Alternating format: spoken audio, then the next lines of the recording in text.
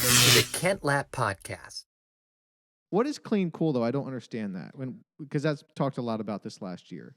What's the difference between clean coal and what dirty coal or whatever? Like what's clean coal? So I don't know. It depends what you're referring to. So there are some coal. There's coal that creates more pollution. That's primarily what's in Kentucky, and I'm not an expert on it. I don't know And then there's that aspect of it. Not all coal is equal. Some needs more processing. But then the other side of that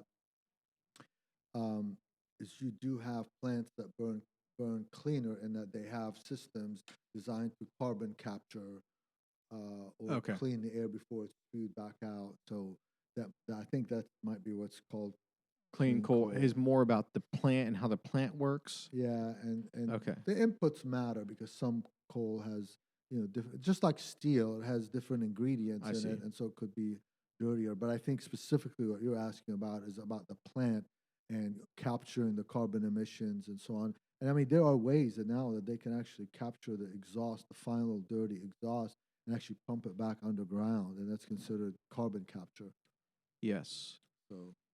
Yeah, which is an interesting. But what's wild about this is we have to look at this problem as a planet, and while we're sitting here, shutting down this and doing that, China is building coal plants by the dozens every year. So it's like, what's this point? Mm-hmm. If it's not a global solution, what are we doing?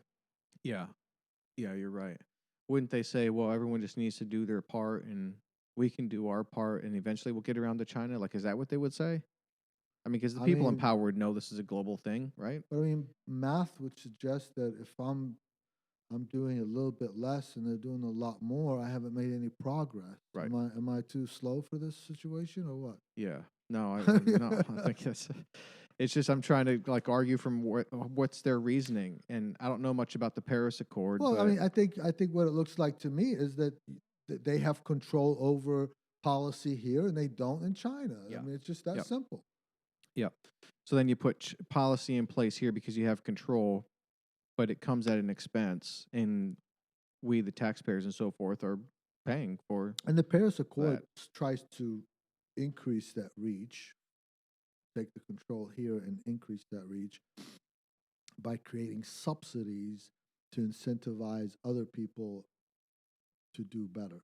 Mm-hmm. So in other words, we would end up paying more for our energy so that someone else can build a clean energy plant somewhere else, so that they can then build a factory to build things cheaper than we can, so that we lose our jobs and buy it from them.